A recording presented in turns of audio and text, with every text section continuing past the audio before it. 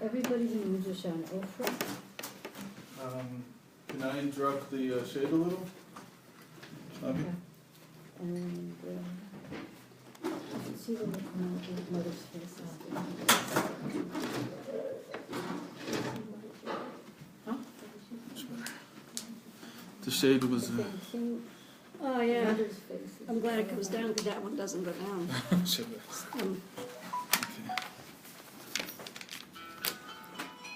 I realised I could just send it to the Tuesday class. That's what that is. And I had to eat in the unwrapped. You really think I could sit here without being in your way? Yeah, it's fine. I can move along a bit. No, no. Oh, right. That's what today's class was talking about, Are Maria? you seeing it on What Facebook? are you I don't know, today's yesterday's class. Yesterday's. Okay. I mean, I didn't open it, so I don't know if it opens there, but... I didn't see it then. Whose is this? Mine. Can you hear me okay, Malia? Can you write something? The little Can you also hear me? Or just... Now it's, at least I'm not upside down, or Is she watching from on across the the street? side. Yeah, I guess so. Cool. Who's watching? Malia, who lives across the street from the other class. Great, okay, so she can hear also, okay. she So, did it. if you're joining the first time, this is really advanced. It's going to give all of us a chance to know what we've been doing for 2 years, right? No, we 6 years. Sorry. 6 years, 6 years. But this particular thing we've only been doing for what, 2 months, 3 months? Okay, Wow. so what we're discussing is basically what I call Jewish coaching, and which really is about how to turn our dreams, if you want, or visions of the future into a reality, into something that that becomes a reality in front of our eyes.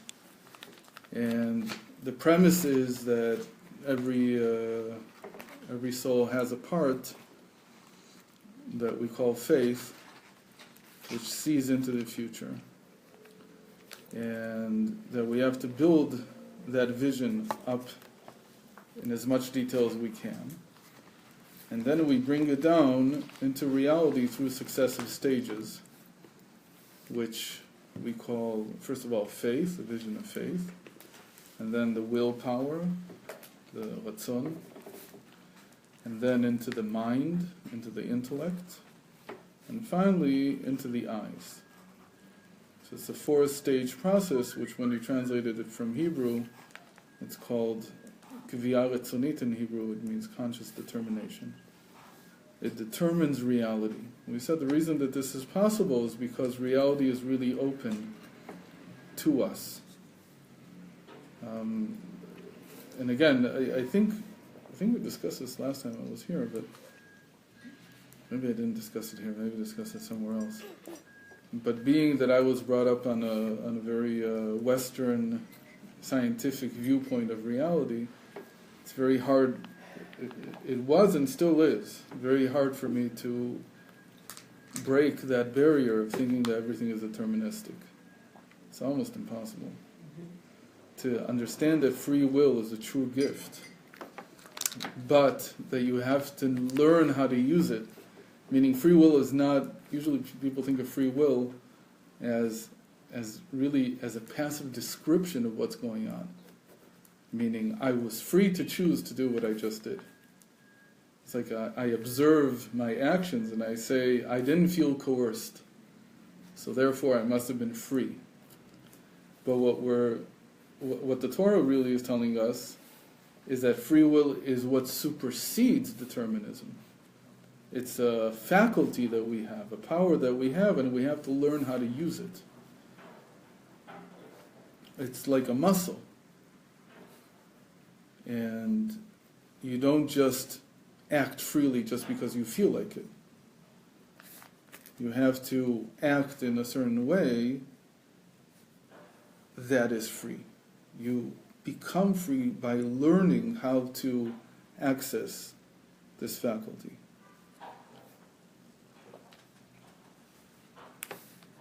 So it's not just a passive description of how the world is. Do we have free will or do we not? We're talking about an active faculty that we have to learn how to use. And that's what Rabbi Akiva means when he says everything is foreseen, akol tzafui, and yet permission is granted.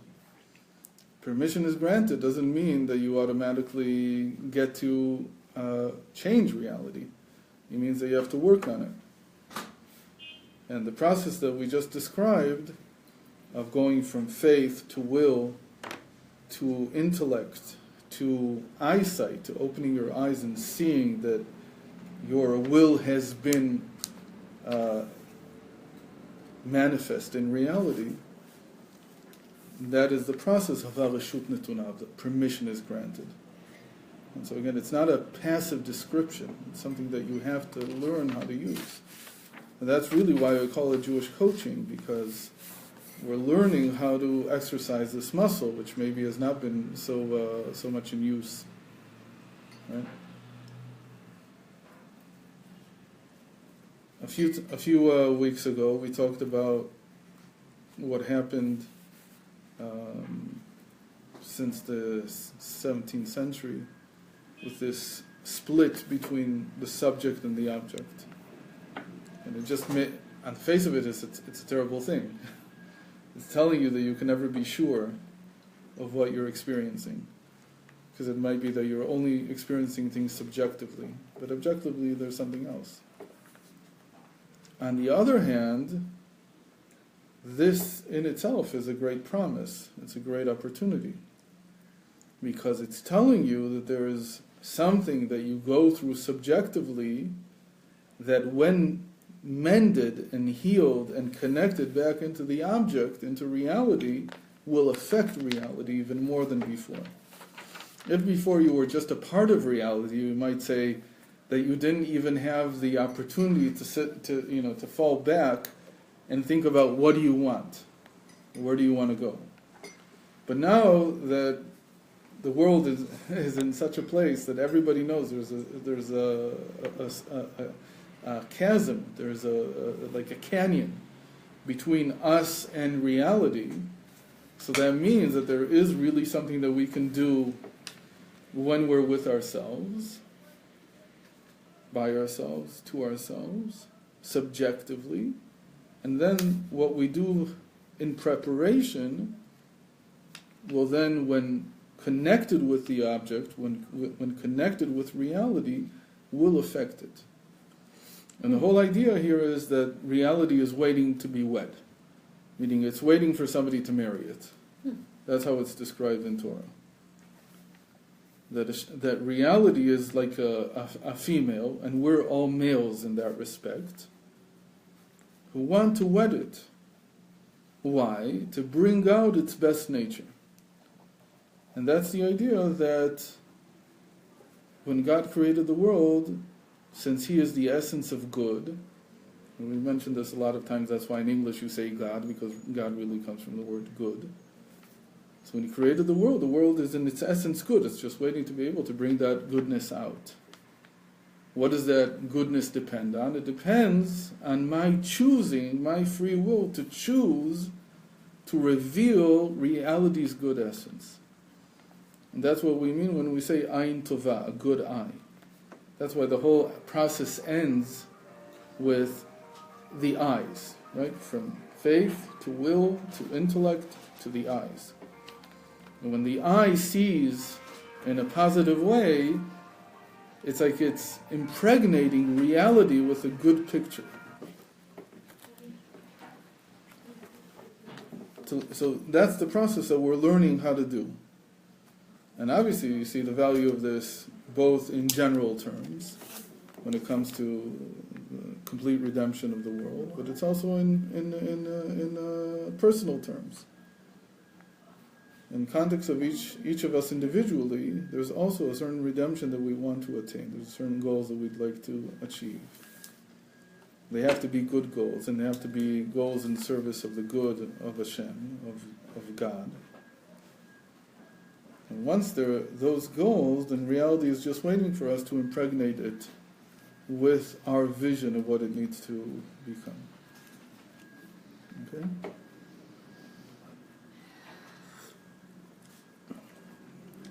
So you might say that this is the main psychological process that a healthy individual needs to go through in his life. It's not to be upset by reality.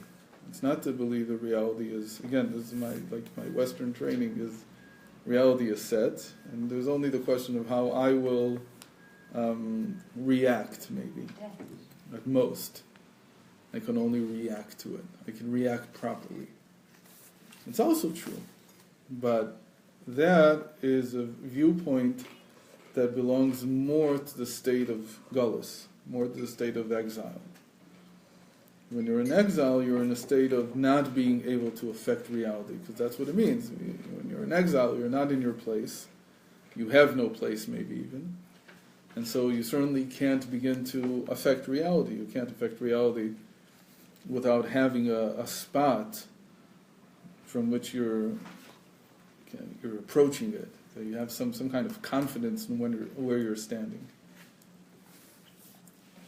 But the whole idea of the Baal Shem Tov, the moment that he saw that, or he already was in the process of the lights of Mashiach being revealed, what that means is that you have to go through a psychological shift, a paradigm shift about what your mind is about. So if until now my mind was just about reacting properly to circumstances that I couldn't change, and now it's become about how do I train my mind properly in order to be able to affect reality and to affect it in the best way. So that's the big shift. That's the big shift that Chassidus taught.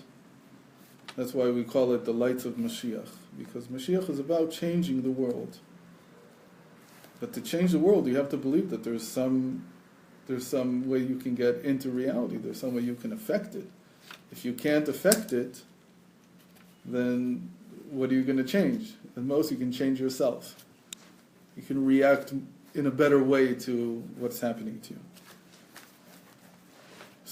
So Chassidus and the Baal Shem Tov move us from a state of being passive, not just observers, but also reactants. Okay? But we're reacting to reality into a state of being active projectors of our own will. Okay? We become proactive. And the moment that you talk about being active in reality, the moment that you talk about being proactive, you have to begin to talk about confidence. Whereas when you're talking about just reacting to reality, to the circumstances you find yourself in, whether they're good or not so good, things happen to you, then you talk about faith. Faith in that sense is a belief that in the future it'll turn out okay. But confidence is the psychological faculty, bitachon, is the midah that goes together with changing reality, not just reacting to it properly. So that's why we call this faith and confidence, this whole series of classes. Because we're moving from a state of just faith to a state of confidence, and the first stage in determining reality and being able to affect reality in a positive way is itself called faith, but it's a different faith. And if you remember, we said that there's a in our times especially, there's a childish confidence, an immature confidence that people have when they're growing up, if they're in any kind of normal situation, which ends usually somewhere in their 20s, when they realize they're not going to take over the world, and the world is not their oyster. So then they move to faith. And faith there is very passive. It's a very passive type of faith. And that's what we call it, small-minded faith, which is that it will turn out okay in the end. It'll work itself out. Things work out in the end. And that was sort of like the state of the Jewish people in exile all these years, which is, in the end, it'll be okay. But what can I contribute to that end? Not much, because I've already lost my childish faith, my childish confidence. which is good. That means I'm maturing. If I don't count, right, what's wrong with the immature confidence? That it stems from a confidence in myself, not confidence in God. Confidence in myself.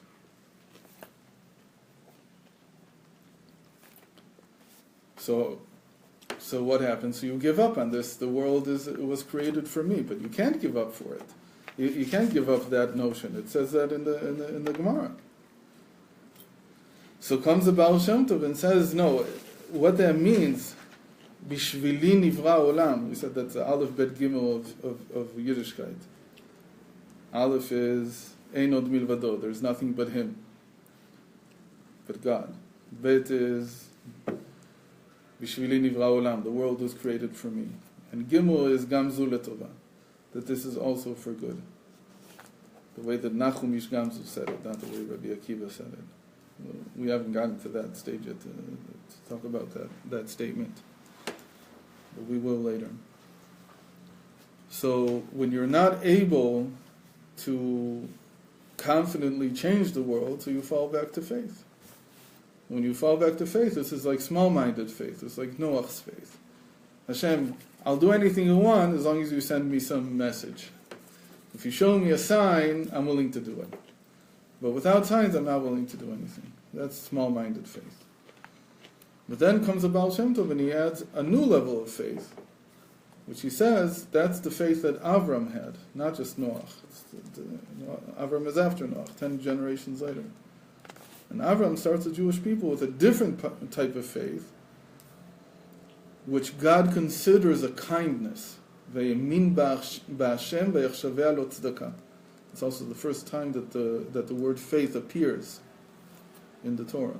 So Avram believed in God, and this is a different type of belief than Noach's belief. And for this type of belief, God considered it a kindness. It's something beyond what was expected. Kindness on Hashem's part? Kindness on Avram's part, that he was going above and beyond what was possible until then. Right? The type of faith that was taught by Noach and Chanoch, also Noach's great-grandfather. Great-grandfather.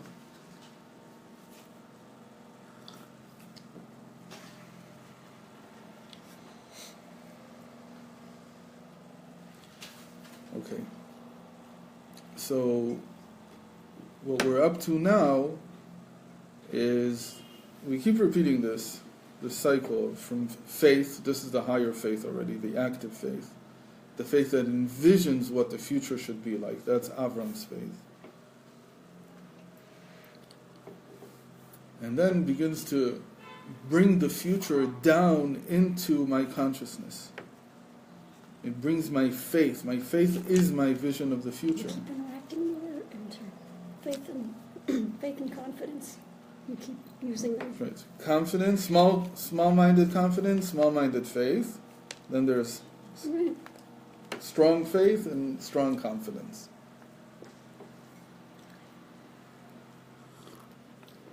Okay. Which we call bitachon and emunah of katnut. That's the small-minded, and then emunah v'bitachon of gadlut. But faith is faith, and confidence is confidence. They have different. They're different. Faith is always about the future. Confidence is always about the present. That's why confidence is something that's always proactive. What does it mean then to nurture faith? It means to keep thinking, what do I see in the future? But to really nurture it, actually, no, you don't nurture faith. Actually, faith nurtures you. It is what gives you life. Because the more you envision the future, the more you bring that future into the present, into yourself, into your consciousness, the more you're nurturing yourself, the more you're giving yourself chayus, you're giving yourself life.